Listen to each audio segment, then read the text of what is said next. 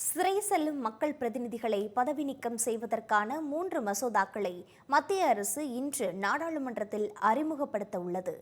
கடுமையான குற்றவியல் குற்றச்சாட்டுகளின் பேரில் கைது செய்யப்பட்ட அல்லது தடுப்பு காவலில் வைக்கப்பட்டுள்ள மக்கள் பிரதிநிதிகளை நீக்குவது தொடர்பான பிரச்சினையை இந்த மசோதா கவனிக்கும் என தெரிவிக்கப்பட்டுள்ளது.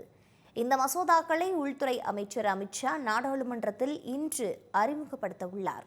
இந்த மசோதாவின்படி பிரதமர், முதலமைச்சர்கள் மற்றும் அமைச்சர்கள் 5 ஆண்டுகள் அல்லது அதற்கு மேற்பட்ட சிறை தண்டனை விதிக்கப்படக்கூடிய குற்றத்திற்காக 30 நாட்கள் கைது செய்யப்பட்டு தொடர்ந்து காவலில் வைக்கப்பட்டால் அவர்களை பதவியிலிருந்து நீக்கப்படுவார்கள் என தெரிவிக்கப்பட்டுள்ளது.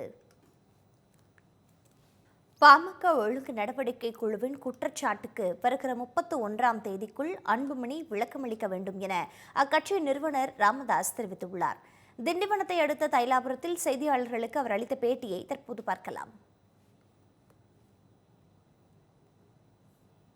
இதுல கடந்த 17/8/2025 அன்று விழுப்புரம் மாவட்டம் பட்டானூர் சங்கமித்ரா திருமண மண்டபத்தில் நடைபெற்ற மாநில சிறப்பு பொதுக்குழு கூட்டத்தில் செயல் தலைவர் திரு மருத்துவர் அன்புமணி ராமதாஸ் அவர்கள் மீது பல்வேறு கட்சி விரோத நடவடிக்கைகளுக்காக கட்சி தலைமைக்கு வரப்பெற்ற 16 குற்றச்சாட்டுகளை பொதுக்குழுவில் முன்வைக்கப்பட்டு அவைகள் கட்சியின் அமைப்பு விதி எண் 23 படி ஒழுங்கு நடவடிக்கை குழுக்கு வழங்கப்பட்டது.